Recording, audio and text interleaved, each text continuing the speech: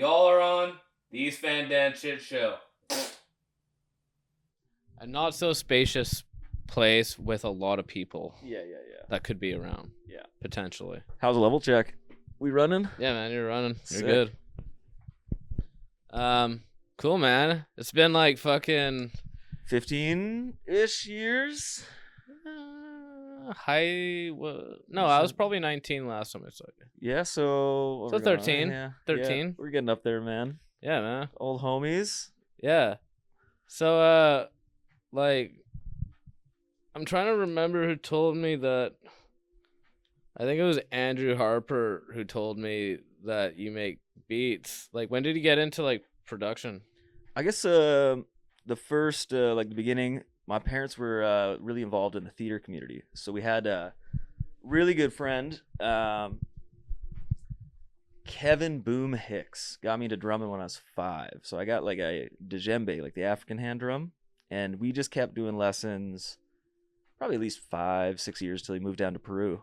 And I was really into that, and I had 2 older brothers, right? So the middle brother's 5 years older, and he gave me a synthesizer and a drum machine. So like a little Korg K oscillator and a Bose Dr. Rhythm 670. And I still got them to this day, but I would sync those things up just with aux cables and shit. I think I was 11, 12 years old, and I'd already got a guitar, and I was playing in like jazz band, and trombone was my main jazz instrument. I was just about to ask you, did you play in fucking jazz band in high school? Yeah. I did for one day. Oh, fuck, dude. Was it Mr. Irving? I was in Mitch Brown's fucking class. Yeah. He's a crazy guitarist still. Yeah, but I was there for like one day, and I was like, I can't even read music, so I'm like, I'm leaving. That was kind of like that. I was playing a Razorback guitar, like the Pantera, huge multi in jazz band, and same kind of deal. It was like barely playing along with the band, reading it.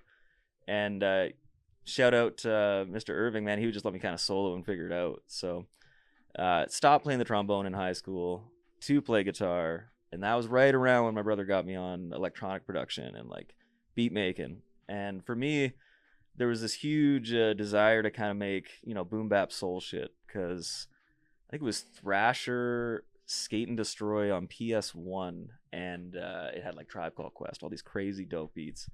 And I was like, how the fuck do I make music like this, right? Like, there was just something about it. I used to play that shit on repeat. I think it was Dave Mira's BMX had a couple dope tracks. And that was enough for me to like kind of ditch the classical instruments for a while and get really into producing at home. But at that time, like Fruity Loops and Ableton and all that was so shit to use. Like, it was so laggy. We didn't have any decent home computer. So I was watching my middle brother try and figure that shit out, right? Like installing Audacity. And I was like, oh, this is painful. Like, I tried it myself, and I was like, no fucking way. So I just stuck with using standalone little machines. And I think I got my first like little Zoom recorder and started making mixtapes. And then kind of sidelined for a bit. High school gets a little bit different. You're figuring life out and shit, but never let go of that. So I really started to get invested into it probably shortly after high school, and the next kind of computer revolution came. And I still got the beat pad that kind of really got me to where I'm at now, or like it was the first investment that fucking was worth it, man. It was a machine. This shit changed the game for me, because it was basically an MPC, or a really good sampling machine that you could plug into a computer.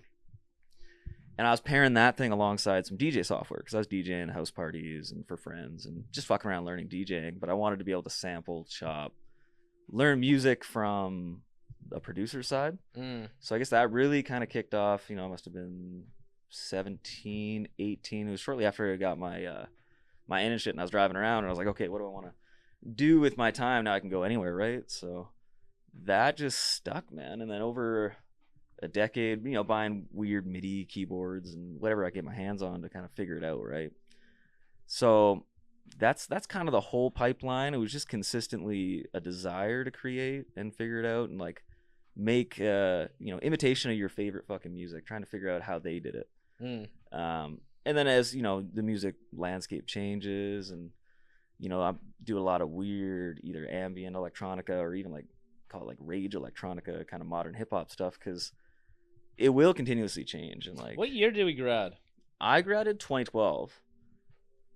But that's a So I year would've- later than you, I think, because my grade 11 summer, I had a triple surgery and I had to relearn how to walk. They were telling me that. So I I don't like remember that at I all from high disappeared, man, school. because Yeah. it was fucking. I almost died, and then I was in the hospital for months. Like I had to have like nurse assistants help me walk and shit. So Like- it was a dark Like, it was how a dark did it time. like occur? That was diverticulitis. Obviously, I'm not a doctor. I don't really, I barely remember, but I got images because I blew up like a balloon. Like my stomach was like out to here. I couldn't walk, nothing like that. And girlfriend at the time was like sticking it out, hanging out with me, hoping it was just like a stomach problem or whatever. And it was like, no, I'm gonna fucking die. So I came to the hospital and they're like, okay, something's seriously wrong. They didn't know what was going on. They're like, we're gonna cut you open and figure it out. Oh wow. Yeah. So they like put me under of being like, this might be your final goodbye, basically, because it was so bad. Oh my god. So lower intestine formed a noose, took me out, couldn't shit, couldn't do nothing, right? So it just everything turned into bile and like spilled over inside me. So they get there and they're like, okay, yeah, that's problem number one, and then problem number two, your appendix got taken out by the bile, like it was living in. So you had an appendicitis alongside diverticulitis, and one of my kidneys was crushed under my lung, so I was at like 50% filtration capacity. So they're like, oh, we'll fix that too. So I ended up walking out of there with a triple surgery straight out of emerge. Damn. And yeah. And I still remember to this day waking up on a stretcher. Like it kind of felt like I was in a morgue or something because it was just empty. I was in the hospital. There's no noises. Oh, no that'd be nothing. a horrible feeling too. You're just Yeah. like, fuck. Like I'm just like literally dying. Right? So I'm like, I don't know what the fuck's going on. I didn't know if I was going to survive the surgery or whatever. So I just remember coming to on the stretcher and like I couldn't even, it was in such a bad abdominal pain. I couldn't really move or anything. And there's no one around. And I was like, what the fuck is this, like 28 days later? You know what I mean? Like the kind of vibe going on. But it ended up being all good. But I could barely walk for a while. So they just kept me in the hospital. Shout out some friends and fam that knew, like, Devo fucking knew. He pulled up. So they used to like yank me out of there to go fucking roast a couple and like eat a soup or something. Like they weren't even supposed to let me get released out of there, but I'd like over 3 months, a couple times I got to zip out of there and be somewhat normal. So how long was like the time to recoup?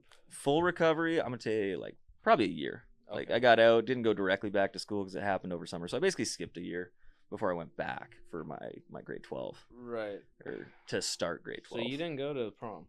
No, not that one. I went to the grade 12 prom the year later. Oh, okay. So yeah, it was kind of a weird paradigm because these were the younger kids, like Luke Williams, one of the Lanceville kids there.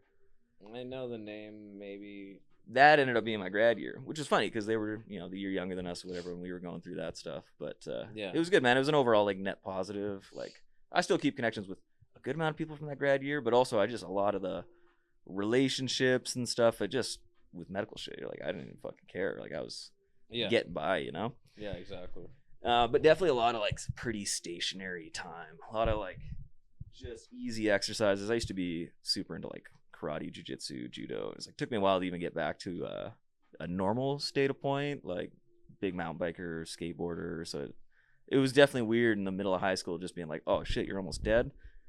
Figure it out, get a new friend circle, do prom with like these people that you barely fucking know per se. But yeah, it's good though. In the end, like I survived. I had good memories, good vibes. And doing music definitely kept me through that. I think I got really heavy into building amps and collecting guitar pedals shortly after I came to the hospital. I just had this weird inclination to start like running synthesizers through guitar pedals and guitar amps.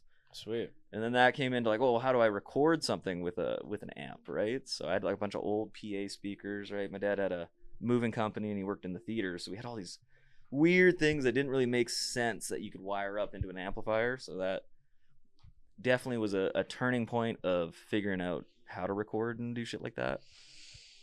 And and then on my mom's side, she was a professional photographer, like film photographer. So I always had kind of a camera. I did a bit of film work, film projects. Shout out 5 to 10 Peter Hudson.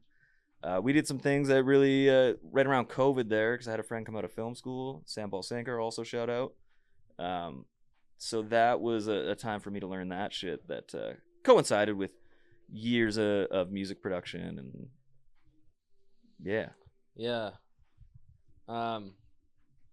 Music production, it definitely has changed since, well, probably the last time I saw you, which was fucking 2011. Yeah. So, do you remember any of my house parties? Oh yeah.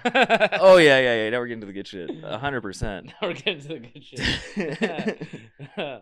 Those were fucking wild. Yeah, that layout of that old spot with like the pool table when you walk in, Yep. and then it kind of tears up. Yeah, there was some good core memories formed. That whole neighborhood and area, but yeah, some wild that ones. whole area and neighborhood, I pretty sure they hated me. Yeah, Probably. You were problem number one for half square mile or some shit. Yeah. Do you have any memorable like experiences? I think it was me, you, Vince Lemec. I can't remember if Kevin was there. Remember, was it Kevin Rembold? Yeah. Yeah. Yeah. I think we all like split a fucking 28 of mushies or something, like blue Kubenzis Oh. during a fucking house party. Yeah. Yeah. Mushrooms during a house Yeah, party? yeah. Fuck. And sounds horrible. It was fucking terrible. And I had my girlfriend with me, and she did a couple too. And it was like, oh fuck, like walls are melting. I think How it was many around. people were here? This was around Halloween. It was a Halloween one. Oh, fuck. Yeah. So So there it must was have been like 100 people. easily. Yeah. Fuck, And I dude. remember I had to tap out. It was too much. I was like, no, like me and the girl gotta go. Like this is only gonna spiral. And we're walking out, and Cam Krieger's coming down the street dressed up as like ICP or some shit, like full clown setup, coming down the street, and I was just done. I'll never forget that walk out. And at the time, my parents were doing fireworks, so it's Halloween. They're shooting fireworks, and I just fucking call, and I'm like, I gotta get the fuck out of here. Like I am a liability. Me and the girl here, like this is not gonna end well. So I think they got my oldest brother to run out there and fucking snag me, like run off the show. I was never one for psychedelics in that sense, so I don't think I took. It might have just Probably been. didn't even eat like that much. Yeah. I don't think. Just remember, it was just a But I'm big pretty ol'. sure whoever I was with, including you, I'm pretty sure all you guys probably would have got fucked. Oh, dude, absolutely. Yeah. What a horrible thing to do. Like, yeah, let's fucking eat like as much mushrooms as we can on like with like around like 100 people who are like dressed up as fucking like Yeah. God knows what. Right? Yeah. Just a recipe for fucking disaster. Yeah. But I survived. I still to this day remember I got home and I just had to shower it off. I was like, this is too fucking crazy. And you get in the shower and the walls all turn into noses, man. Like noses and teeth. And I was like, oh, this is fucking House of Horrors. Like absolutely fucking terrible. But it's a key memory of doing too many psychedelics, or like reason to avoid doing too many fucking psychedelics. Yeah. But yeah, I will always remember that specific Halloween house party of yours, because it was like ejecto seat, like just fucking hour or two in. Like it was a vibe, it was a good time, but like Not for mushrooms. not for that amount. Maybe if I'd learned about microdosing at a young age, it would have been super fucking awesome. But Yeah. yeah, Things probably would have went a little smoother. a little smoother. I mean, I had the support network. I think all my actual friends that had vehicles were probably already drunk at that time, so that wasn't gonna work out. Like, call up the fam. It was just funny explaining it directly on the phone, right? Because we were probably grade 10 or something like that, like still pretty young to be partying. Yeah. And just being like, no, I fucking ate some shrooms. Come get me. I think it was the first time telling my parents I was doing psychedelics kind of thing, right? Oh, really? Yeah. Nice. But it was very much like, I'm honored. yeah. I've got 30 minutes until I'm incoherent. Like, y'all got to come get me the fuck out of here. But there's some legendary ones there, man. Like that's yeah. I still think about that spot when I'm driving by that kind of area or whatever. Your parents still at that spot, or what's the? No, my dad is. Oh yeah. Yeah. I think I met your dad maybe once, but it's been so long I can't even Probably. remember. He joined in. A couple times, yeah. Yeah. Yeah. The good old days. The good old days, man. Yeah. Fucking. Yeah, I haven't even gone to like any of the reunions or anything. Like I don't know. No. I think the last reunion was canceled because of COVID. Yeah. So. For my 12 year, it was kind of I forgot I'd graduated 2012. Same deal. It was like, oh, COVID just fucked that. But sorry, I don't know if you're like swearing on this one or bleeping it out later. You can say whatever you want.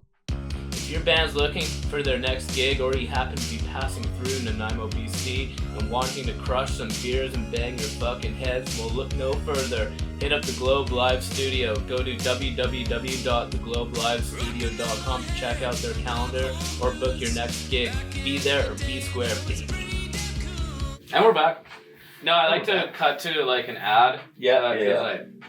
Like a little ad for like the Globe. Oh yeah, in between, like in the middle. That was gonna be like sports betting or something. No. Yeah, man. Fucking. Yeah, I just remember back in the day, like throwing like house parties, like that were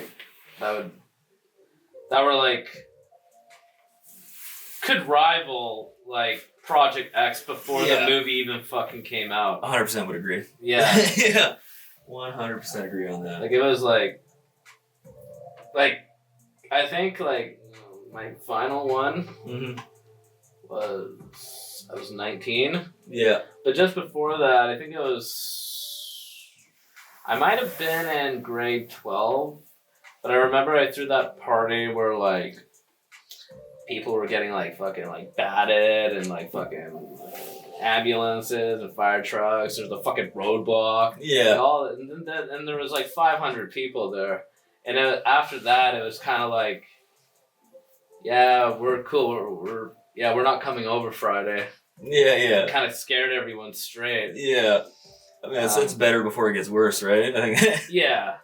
Yeah. I mean, you become a known location for the fucking to set up roadblocks.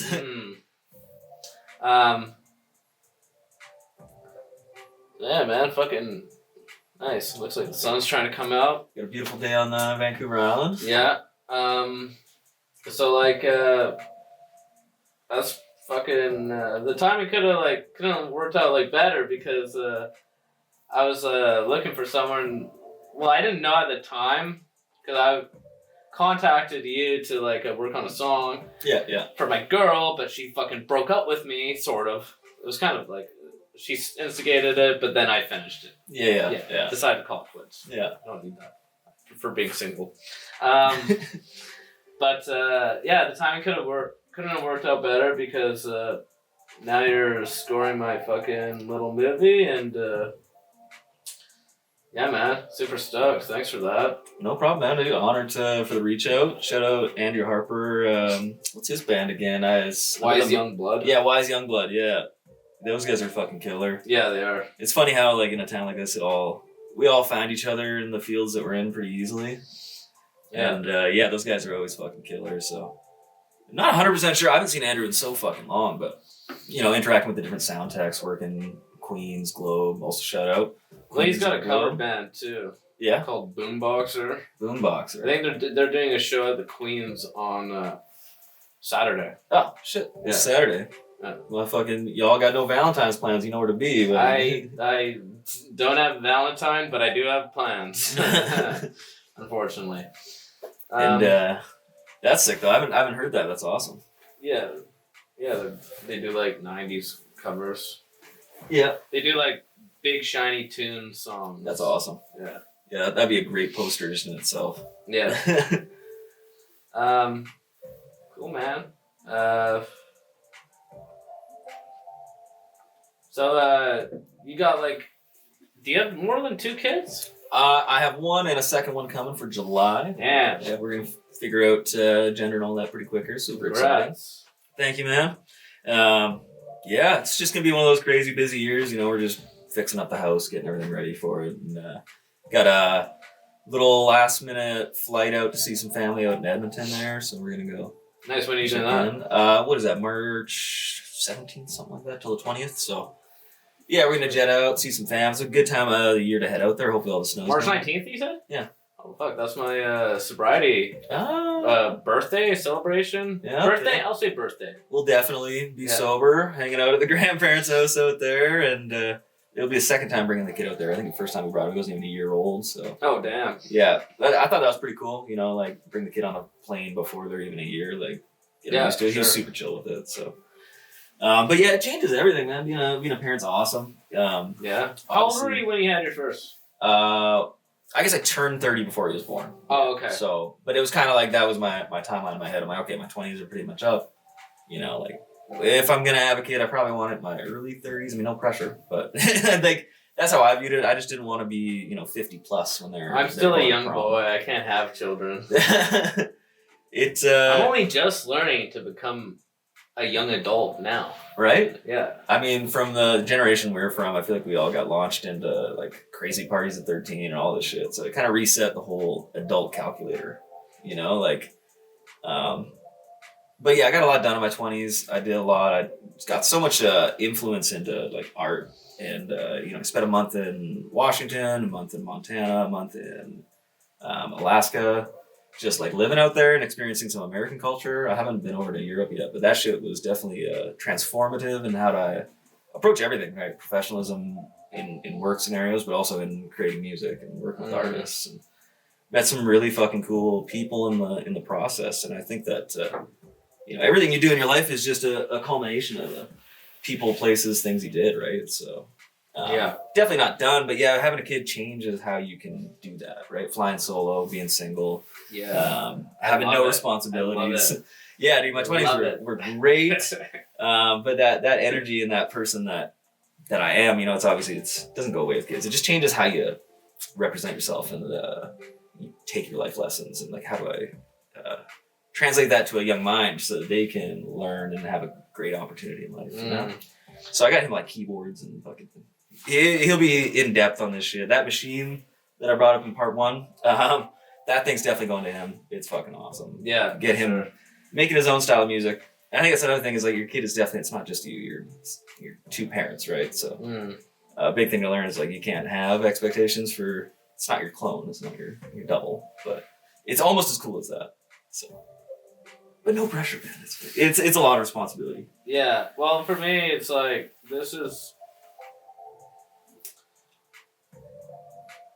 it's nice to be in a peaceful environment in contrast to all the chaos from before. Yeah. So, I wake up in the morning. My problems are my problems. I go to sleep early. There's no noise. It's peaceful. Love it. Yeah. It's a little different with a kid. But it's still peaceful. Yeah, but it's also different if you have a chick around that's fucking... Yeah. Or especially one that doesn't know what she's doing. She's got no... what's the word? She has no outlook. Or, you know what I mean? Yeah. She doesn't know what she wants. Yeah. And indecisive, lacking experience. I feel like we've all been there, but... Whether yourself or in a relationship with someone like that, but yeah, it's no good. Yeah. So yeah, for me personally, I kind of like where I am right now. Undoubtedly, I can see that. Like it is a good spot to be, man. And yeah, it's just the right time, right place for me. And it was the same idea where it's like, well, what am I doing? This is that point in your life where things made sense, but this made more sense. Yeah, and it's only made me better as a person, and it can only go up. Growth is important. Exactly. Yeah, and I think it does stir something up in me seeing my son develop and change and learn, and it's the coolest shit. Because for sure, there was a point like your earliest memories, right, when you're 5 and 6, and that shit was so cool. And so my earliest memory, fuck, I can't even remember my first memory. Yeah. A little stump there. My first memory. Yeah, I can't even think on it. I think they're all like spread out. You don't know which one's first, but my parents did. Like they were entrepreneurs. They did a lot of weird kind of random stuff, but they're also jugglers. So they used to bring me around as like this little 4 or 5-year-old to like be the opener for their juggling events or like. Yeah, so they'd have me parading across the stage. If there was like any sort of technical error for the event, they just like throw this kid on stage. I remember. Okay, this might not be my first memory, but I was 5 and I got attacked by someone's pet. Oh no! And I had to go to the hospital because I was all like fucked up. Like, yeah, it's just like brutal. Like fucking yeah. So it was like a Chihuahua or like. No, it was like some small fucking rat. I was gonna say because if it was a Rottweiler, I don't know if you'd survive. No. Well, I was 5. I was probably like this fucking tall. Yeah, it's brutal. But yeah, no, that Yeah, I remember it was like really early. It was before kindergarten, Yeah.